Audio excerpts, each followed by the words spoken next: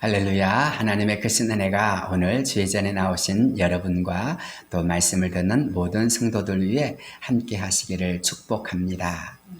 저는 오늘 여러분과 함께 다시 걷게 하시는 하나님이라는 제목을 통해 하나님의 은혜를 나누고자 합니다.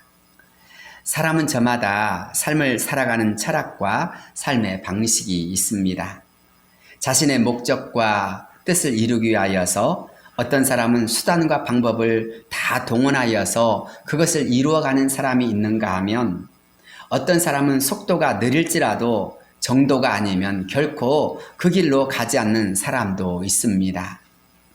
어느 목사님께서 길을 가시다가 마침 그 근처에 사시는 교인 가정이 생각났습니다.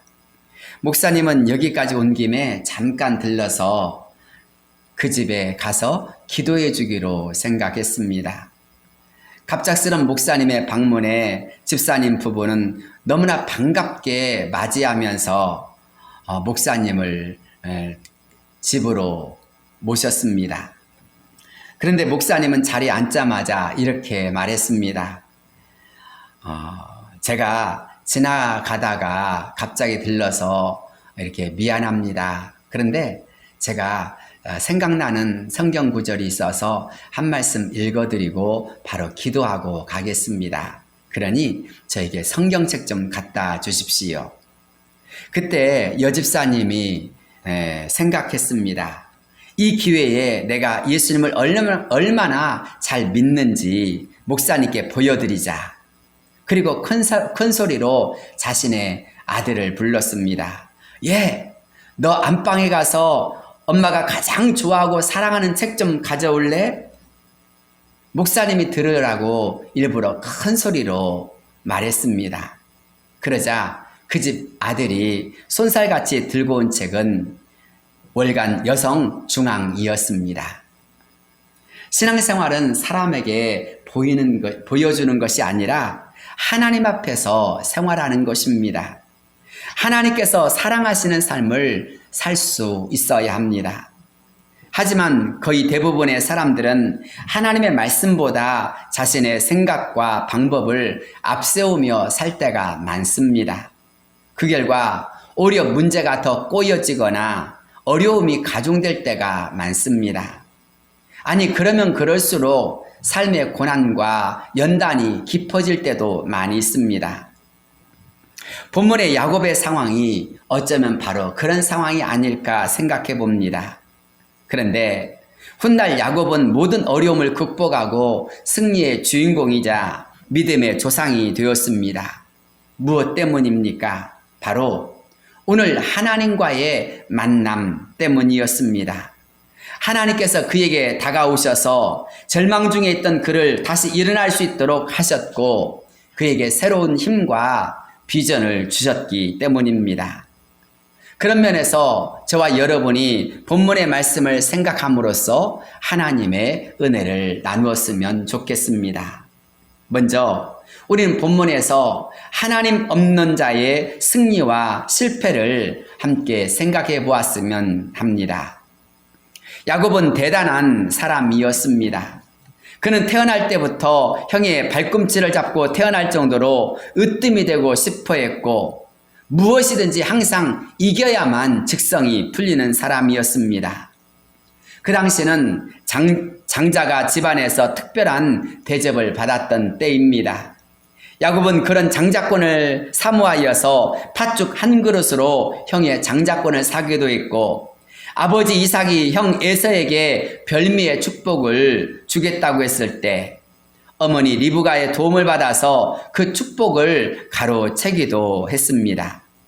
그렇게 야곱은 수단과 방법을 가리지 않고 형 에서가 가지고 있던 장자권도 별미의 축복도 다 제 것으로 만들어버린 사람입니다. 모든 것이 다 이루어졌을 때 그는 속으로 쾌재를 불렀을 것입니다. 하지만 이 일로 인하여서 그는 어떤 결과가 찾아왔습니까? 이 일로 인하여서 아버지와 자녀로서의 신뢰관계, 형제간의 우애가 다 깨져버렸습니다. 아니, 형 에서가 자신을 죽이려고 기회를 엿보고 있었기 때문에 늘 불안감에 시달리다가 결국 집을 도망쳐 나와야만 했습니다. 그렇게 집을 떠난 발걸음이 다시 집으로 돌아오기까지 20년이나 걸렸습니다. 그리고 그땐 가장 사랑하는 어머니도 세상에 계시지 않았습니다. 야곱은 분명 자신이 원하던 것을 모두 얻은 사람입니다. 그의 계획은 완벽했고 모든 일은 다 잘 진행되었습니다. 그런데 정작 야곱의 손에 남은 것은 무엇입니까? 아무것도 없었습니다. 아니, 그는 오히려 집에서 도망치듯 도망쳐야만 하는 자가 되고 말았습니다. 오늘 성경 말씀을 보십시오.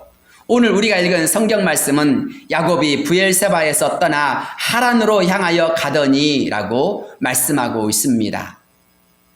내 집에서 편히 살 수 있는 사람입니다. 그 집에는 고작해야 아들 2명밖에 없기 때문입니다. 수많은 종들이 있고 엄청난 부자인 아버지의 집에서 그가 이렇게 집을 떠나 하란을 향하여 갈 수밖에 없었던 이유는 무엇 때문입니까? 그가 바로 형 에서를 속이고 아버지를 속이고 해서는 안 될 짓을 했기 때문입니다. 바로 장자권이나 별미의 축복을 다 가로채 버렸기 때문입니다. 그런데 한번 생각해 보십시오. 야곱이 얼마나 그 복을 사모했으면 그런 것들을 수단과 방법을 가리지 않고 자기 것으로 만들고 싶어 했겠습니까? 충분히 이해가 될 법도 합니다. 그러나 사람은 가끔 해서는 안 될 일이 있습니다.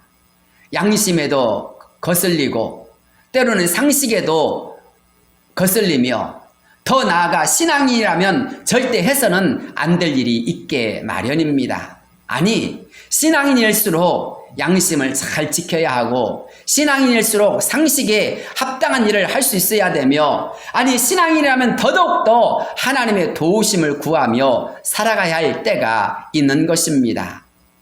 야곱은 어떤 사람입니까?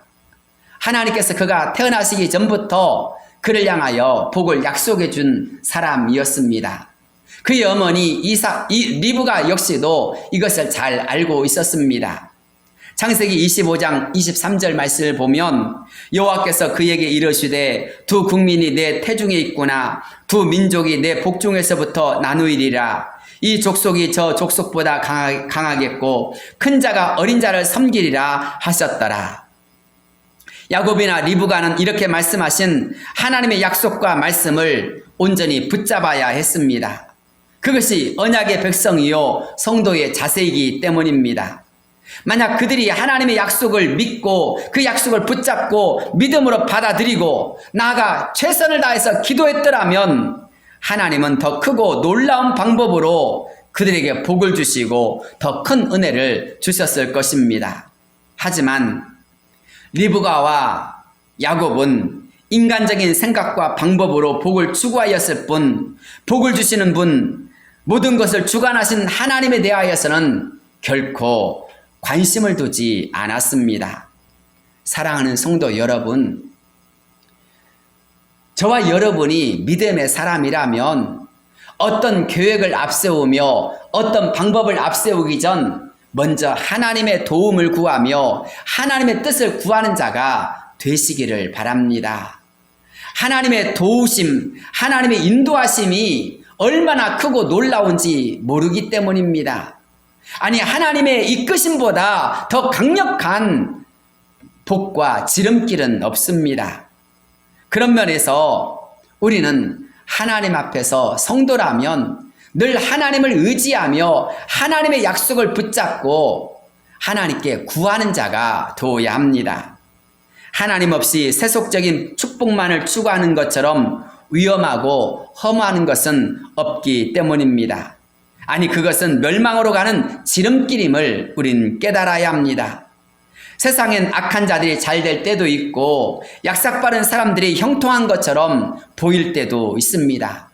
그런 일들 때문에 우리는 실망하거나 또 마음에 분노가 가득 찰 때가 많이 있습니다. 그런데 시편 37편 7절로부터 10절 말씀은 이런 사람들을 향하여서 우리가 어떻게 행하여야 할 것인가를 깨우쳐 줍니다. 여호와 앞에 잠잠하고 참고 기다리라. 자기 길이 형통하며 악한 꾀를 이루는 자 때문에 불평하지 말지어다.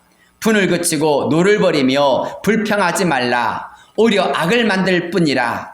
진실로 악을 행하는 자들은 끊어질 것이나 여호와를 소망하는 자들은 땅을 차지하리로다. 잠시 후에는 악인이 없어지리니 내가 그곳을 자세히 살필지라도 없으리로다. 그렇습니다. 하나님을 소망하는 사람들은 땅을 차지한다라고 하였습니다. 여호와 앞에 잠잠하고 참고 기다리는 사람들에겐 하나님께서 놀라운 역사를 이루어 주실 것을 약속해 주십니다. 그렇다면 저와 여러분이 언제나 하나님을 소망하며 하나님께 모든 것을 맡기며 달려가는 자가 되어야 하지 않겠습니까? 그런데 세상을 보십시오.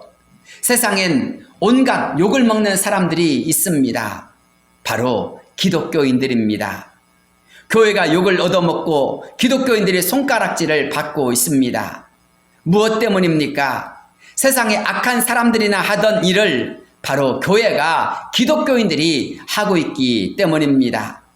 편법이나 거짓이나 또는 여러 가지 완악한 일들, 그리고 이기적인 일들이 기독교인들에게 너무나 많이 있습니다. 이기적인 사람들, 약삭빠른 사람들, 계산적이며 탐욕적인 사람들이 기독교인의 대명사가 되어버렸습니다. 그래서는 안 됩니다. 성경은 오히려 우리를 향하여서 참으로 하나님의 사람들이라면 하나님 앞에서 우리가 어떠한 삶을 살아야 할지를 분명히 깨우쳐 주십니다. 시편 34편 9절로 10절 말씀이지요. 너희 성도들아 여호와를 경외하라. 그를 경외하는 자에게는 부족함이 없도다. 젊은 사자는 궁핍하여 줄일지라도 여호와를 찾는 자는 모든 좋은 것에 부족함이 없으리로다. 그렇습니다. 범사에 우리는 하나님을 경외하며 하나님의 도우심을 구하며 사는 자가 되어야 합니다. 나의 방법과 나의 꾀를 앞세워서 무언가를 성취하거나 이루었다 해서 그것이 나의 복이 되어지는 것은 아닙니다. 하나님이 주셔야, 하나님이 인도해 주셔야, 하나님이 복을 주셔야 그것이 나의 것이 되어지는 것입니다. 야곱을 생각해 보십시오. 팥죽 한 그릇으로 형이 가지고 있던 장자권을 빼앗고 또한 어머니 리브가와 더불어서 아버지를 속이고 별미의 축복을 가로채 버렸습니다. 그러나 그로 인하여서 야곱이 받았던 것은 무엇입니까? 바로 아버지의 집에서 도망쳐야 했고 아무것도 얻은 것이 없는 자가 되고 말았습니다. 하나님 없는 일은 성공 같으나 실패가 되는 것입니다. 그런 점에서 저와 여러분이 하나님을 경외하고 하나님을 인정하고 하나님의 도우심을 힘입어서 달려가는 자가 되기를 바랍니다. 그를 경외하는 자에게는 부족함이 없는 역사가 일어난다고 하였습니다. 심지어 젊은 사자는 궁핍하여 줄이는 일이 있다 할지라도 여호와를 찾는 사람은 모든 좋은 것에 부족함이 없는 그 복을 정말 주시겠다고 약속해 주십니다. 그래서일까요? 시편 103편 2절로부터 4절 말씀을 보면 내 영혼아 여호와를 송축하며 그의 모든 은택을 잊지 말지어다. 그가 내 모든 죄악을 사하시며 내 모든 병을 고치시며 내 생명을 파멸해서 속량하시고 인자와 긍휼로 관을 씌우시며 좋은 것으로 내 소원을 만족하게 하사 내 청춘을 독수리같이 새롭게 하신도다 라고 하였습니다. 하나님을 온전히 송축하며 그의 은혜를 잊지 말라고 말씀합니다. 하나님께서 나의 죄를 사하여 주셨기 때문입니다. 하나님께서 나의 질병을 고쳐주셨기 때문입니다. 하나님께서 우리를 모든 파멸에서 속량하여 주시고 인자와 긍휼로 관을 씌워주셨기 때문입니다. 아니 더 나아가서 모든 좋은 것으로 우리의 소원을 만족하게 하여 주시기 때문이라고 하십니다. 사랑하는 성도 여러분, 하나님께서 이러한 복을 주시는 그런 삶을 누리는 저와 여러분이 되기를 바랍니다. 하나님의 은혜로 사는 사람들, 그런 사람은 마치 독수리가 내 청춘을 독수리같이 새롭게 하신다라고 하였습니다. 독수리가 새롭게 되어진 역사가 언제 이루어집니까? 흔히 독수리는 40년을 산다고 합니다. 그런데 독수리가 40년의 곱절을 사는 경우가 있습니다. 그것은 독수리가 자신이 이제 얼마 못 살 것 같으면 높은 절벽으로 올라가서 바위 위에다가 자신의 부리를 깨뜨리기 시작한다고 합니다. 자신의 부리가 깨어질 때 얼마나 아프고 힘이 들겠습니까? 그런데 독수리는 바위에다가 자신의 그 부리를 깨뜨려서 피가 나고 또 그렇게 망가질지라도 최선을 다해서 가지고 있던 부리를 깨뜨려 버린다고 합니다. 그러면 거기에서 새로운 부리가 나기 시작합니다. 그런 부리를 가지고 그 다음에는 독수리가 자신의 발톱을 뽑아내기 시작합니다. 생 발톱을 뽑아낼 때 얼마나 힘들고 고통스럽겠습니까? 그러나 독수리는 더 큰 뜻을 품고 자신의 발톱을 뽑아내기 시작합니다. 그리고 뽑혀진 그 발에서 다시 새로운 발톱이 나기 시작하였을 때 독수리는 그 부리와 또 그 발톱을 이용하여서 새로운 40년을 산다고 합니다. 그래서 독수리같이 새롭게 하신도다라는 표현이 있는 것입니다. 사랑하는 성도 여러분, 독수리가 새롭게 살기 위해서는 엄청난 대가와 고통을 지불해야 하는 것입니다. 그런데 우리 성도들은 그럴 필요가 없습니다. 저와 여러분은 하나님을 경외하며 하나님을 찾기만 하면 하나님께서 때를 따라 돕는 은혜를 허락하여 주시고 모든 좋은 것에 부족함이 없는 복을 주시기 때문인 것입니다. 사랑하는 성도 여러분, 저와 여러분이 범사에 하나님을 인정하며 우리의 길을 여호와께 맡기며 하나님의 뜻을 구하며 나가면 하나님께서 저와 여러분에게 모든 좋은 것에 부족함이 없는 복을 주심을 믿으시길 바랍니다. 그러나 하나님이 없는 그런 모든 일들과 방법은 어떻습니까? 우리를 실패와 그리고 후회함으로 가득 찬 인생이 되게 하는 것입니다. 야곱은 자신의 모든 방법과 뜻을 앞세웠다가 밧단 아람에서부터 하란까지 도망친 자가 되어야 했던 것입니다. 사랑하는 성도 여러분, 하나님을 온전히 경외하며 하나님을 의지함으로 말미암아 하나님의 도우심 속에서 살아가는 저와 여러분이 되시기를 주의 이름으로 축복합니다. 두 번째로 우리는 은혜를 베푸시는 하나님 때문에 산다는 것을 깨달아야 합니다. 사람은 내 힘으로 사는 것이 아니라 하나님의 은혜로 사는 것입니다. 익숙한 사냥꾼이었던 에서의 분노는 가족들에게 늘 위협이 되었습니다. 어디로 튈지 모르고 힘 좋고 모든 일에 있어서 능숙한 에서가 만약 야곱을 죽이려고 한다면 얼마든지 죽일 수 있기 때문입니다. 그래서 리브가는 불안한 나머지 야곱을 하란으로 보낼 계획을 세웠습니다. 창세기 27장 43절로 45절 말씀이지요. 내 아들아, 내 말을 따라 일어나 하란으로 가서 내 오라버니 라반에게로 피신하여 내 형의 노가 풀리기까지 몇 날 동안 그와 함께 거주하라. 내 형의 분노가 풀려 내가 자기에게 행한 것을 잊어버리거든 내가 곧 사람을 보내어 너를 거기서 불러오리라. 어찌 하루에 너희 둘을 잃으랴. 리브가는 생각하였습니다. 얼마 동안만 야곱을 외삼촌 라반의 집에 피신하여 있으면 에서의 화가 곧 잔잔해지지 않겠는가? 그러면 그때 내가 다시 야곱을 불러오면 되지 않겠는가? 그래서 이 생각을 한 가운데서 리브가는 야곱을 밧단 아람에서부터 하란으로 보내고자 했던 것입니다. 어머니의 계획에 따라서 야곱은 브엘세바에서 하란으로 급히 길을 떠나게 되었습니다. 브엘세바에서 하란까지의 거리는 약 800km 정도 떨어진 거리입니다. 사람이 아무리 빨리 가도 최소한 50일 이상을 걸어야만 갈 수 있는 거리였습니다. 이 먼 거리를 야곱은 혼자 걷다가 그만 길을 잃고 만 것입니다. 여행이란 것이 어떻습니까? 늘 즐겁고 설레임이 가득한 것입니까? 아닙니다. 때로는 수많은 어려움과 위험이 도사리고 있습니다. 또 무슨 일이 일어날는지 예측 불가능한 것이 바로 여행이기도 합니다. 제가 부교육자 시절에 이런 일이 있었습니다. 한 번은 장례식 때문에 서울에서 부산을 다녀와야만 하는 일이 있었습니다.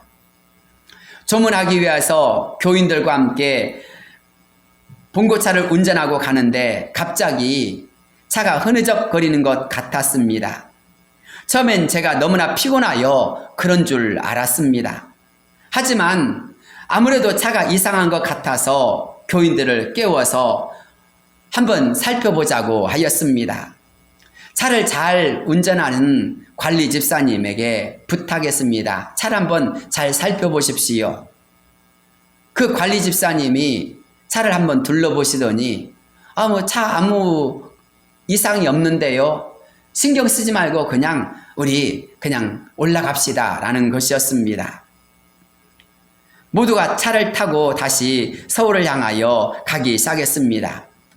교인들은 모두 피곤했던 나머지 깊은 잠이 들었습니다.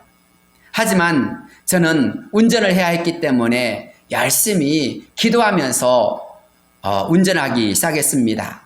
그런데 청주 부근에서 갑자기 차가 쿵 하면서 왼쪽 뒷 타이어가 굴러가 버렸습니다.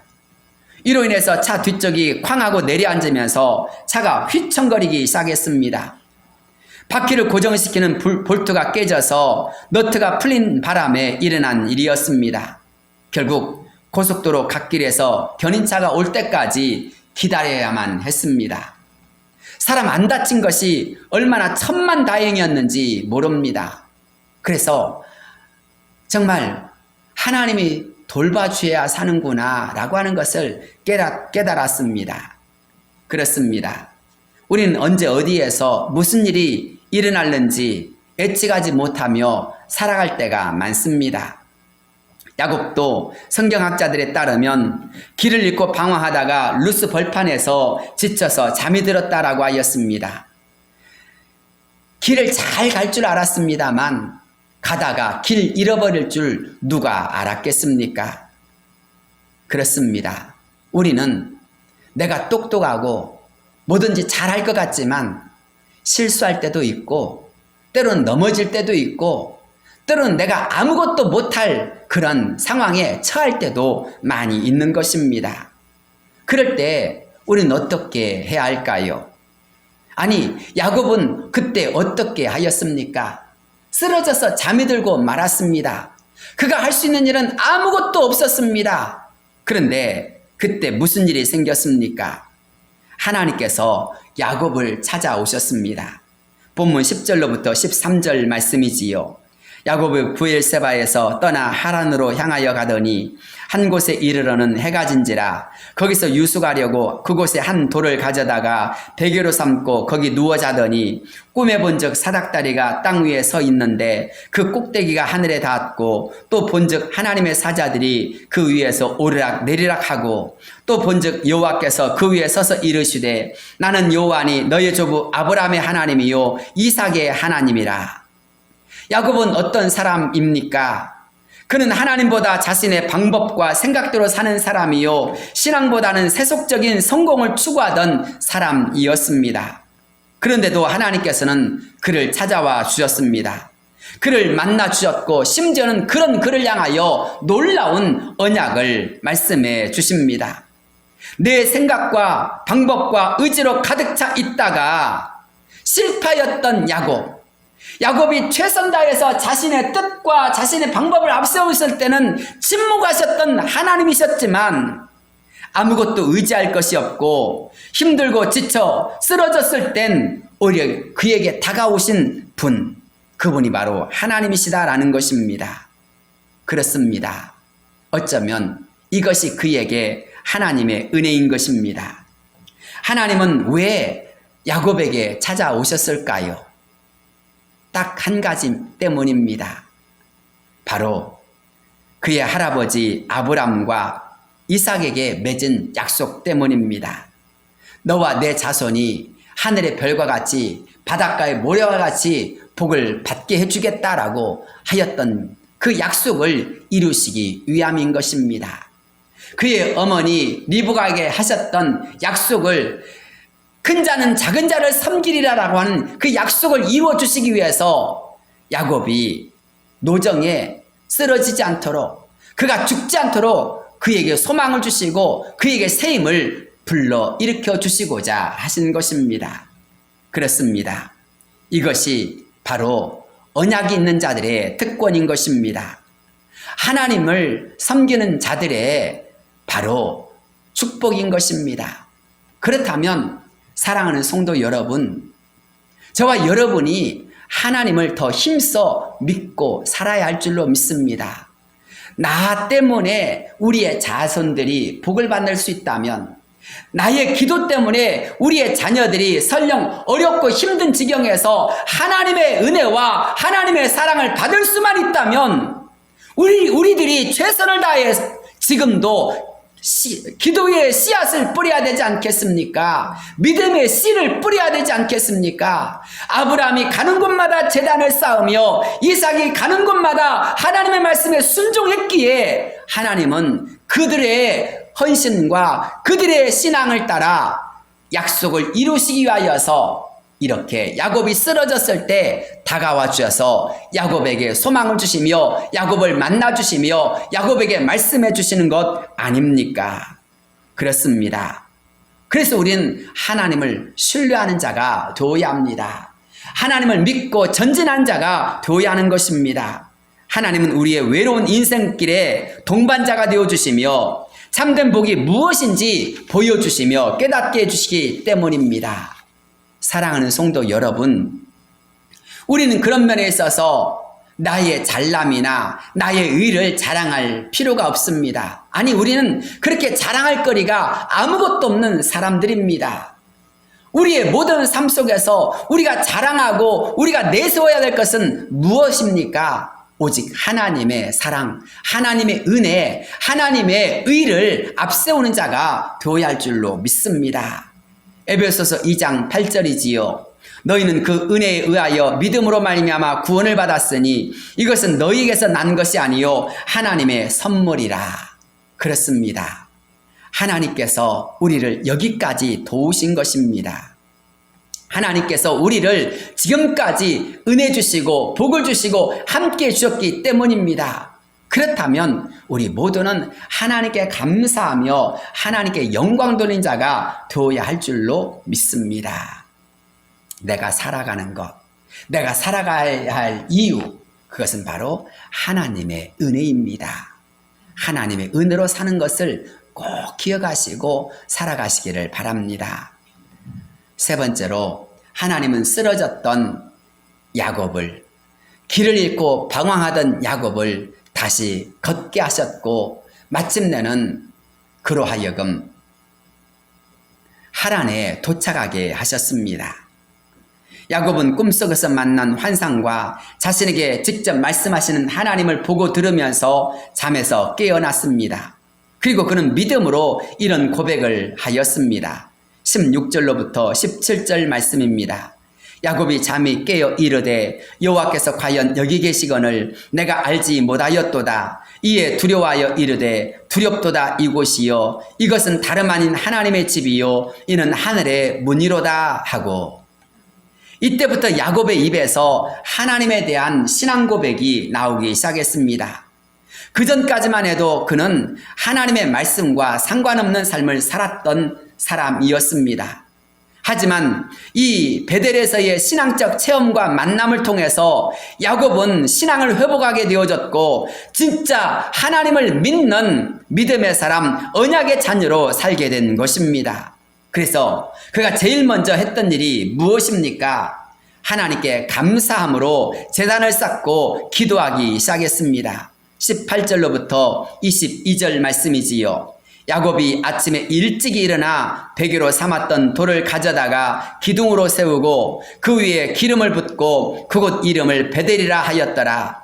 이 성의 옛 이름은 루스더라. 야곱이 서원하여 이르되 하나님이 나와 함께 계셔서 내가 가는 이 길에서 나를 지키시고 먹을 떡과 입을 옷을 주시어 내가 평안히 아버지 집으로 돌아가게 하시오면 여호와께서 나의 하나님이 되실 것이요 내가 기둥으로 세운 이 돌이 하나님의 집이 될 것이요 하나님께서 내게 주신 모든 것에서 10분의 1을 내가 반드시 하나님께 드리겠나이다 하였더라.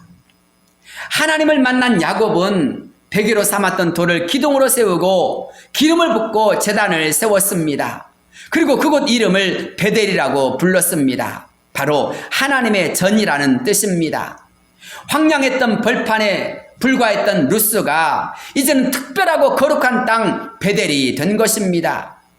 야곱의 루스는 절망과 탈진의 장소였습니다. 캄캄함과 어둠의 장소였습니다. 그것은 이제 더 이상 갈 곳이 없는 야곱의 절망의 장소였습니다. 그런데 하나님을 만나자 베델은 희망의 땅이 되었고 약속의 땅이 되었고 빛의 땅 그리고 비전의 땅이 되었습니다. 하나님의 만남과 약속이 있는 곳이 이렇게 놀라운 땅으로 변한 것입니다. 아니 그 순간부터 야곱의 인생엔 새로운 전환점이 시작되어졌습니다. 소망이 보이기 시작했고 희망이 보이기 시작한 것입니다. 왜 가나안 땅이 적과 꿀인 땅이라고 불려집니까? 그곳에 어려움이 없어서입니까? 아닙니다. 그것은 분명 아낙 자손들이 살고 있었습니다. 이스라엘의 10명의 정탐꾼들이 말했던 것처럼 그곳은 난공불락의 성이 있었습니다. 그러나 그럼에도 불구하고 그 땅이 적과 꿀인 가나안 땅이 될 수 있었던 이유는 하나님이 그들과 함께 주셨기 때문입니다. 하나님이 그들을 도와주시고 그들에게 삶을 이끌어 주시고 책임져 주셨기 때문에 바로 그 땅이 아름다운 땅이 된 것입니다. 저와 여러분의 인생에도 하나님이 함께하여 주시면 황량하고 쓸쓸한 벌판 루스 같은 그것도 하나님의 역사가 하나님의 기적이 하나님의 능력이 하나님의 사랑이 시작되어지는 곳이 되어짐을 믿으시기를 바랍니다. 전에 고신대학교 총장을 지내었던 안민이라는 장로님이 계십니다. 이 장로님은 너무나도 가난했던 집안에서 태어났습니다. 그런데 고등학교 2학년 때 갑자기 노래가 너무나 좋아서 성악을 공부했으면 좋겠다라는 생각을 하게 되었습니다. 그런데 그의 집은 너무나 가난했기 때문에 레슨을 받을 수 있는 형편이 아니었습니다. 하지만 그것을 포기할 수가 없어서 아버지에게 말씀을 드렸다가 그만 불이 번쩍하는 일이 생겨났습니다. 성령을 받아서가 아니라 아버지의 주먹이 그의 머리를 때렸기 때문입니다. 하지만 그 꿈을 포기할 수 없어서 계속 몇 날 며칠 동안을 아버지를 졸라댔습니다. 아버지는 그가 의사가 되기를 원했습니다. 그래서 성공적인 삶을 살기를 원하였습니다. 하지만 그는 그 꿈을 포기할 수가 없어서 어머니와 아버지를 졸라대었습니다. 그런데 그 아들의 강렬한 요청에 마지못해서 결국 부모가 승낙을 하였습니다. 최선을 다해서 부모가 뒷바라지를 하여서 결국 그는 레슨을 받게 되었습니다. 그런데 부산에서 서울로 가서 대학교를 다니기란 더더욱 어려웠습니다. 너무나도 수많은 사람들이 공부를 하였는데 다들 판검사가 되는 공부를 하거나 또는 어떤 그 성공을 하는 것을 꿈꾸는 것이지 음악을 한다는 것은 가진 사람들이나 하는 것이었기 때문에 부산에서 가난한 사람이 서울에 올라와서 서울의 대학교에 진학한다는 것은 꿈도 못 꿀 일이었습니다. 그래서 그가 했던 일이 무엇입니까? 하나님 앞에 간절한 마음으로 기도하고 또 기도했다라는 것입니다. 그런데 시험을 보고 난 다음 시험 합격자 발표하는 날 보니까 그의 이름이 없었습니다. 아무리 밑에서부터 쭉 올라가 봐도 없었습니다. 그런데 제일 꼭대기에 그의 이름이 있었습니다. 그가 하나님의 은혜 가운데서 서울대학교 음대를 당당하게 1등으로 합격한 것입니다. 하나님께 구하였더니 하나님께서는 그의 진학을 도우셨고 심지어는 그의 집안이 어떻게 할 수 없었지만 하나님은 그가 25살에 대학교의 교수가 되게 하셨고 또 그의 힘으로는 갈 수도 없었지만 대학교가 후원하여서 유학까지 다녀오게 되어졌고 나중에는 모든 사람들에게 간증한 자가 되어졌고 모든 일에 있어서 하나님께 영광 돌린 자가 되었다라는 이야기입니다. 그래서 결론적으로 그의 간증의 이야기는 이렇게 끝을 맺습니다.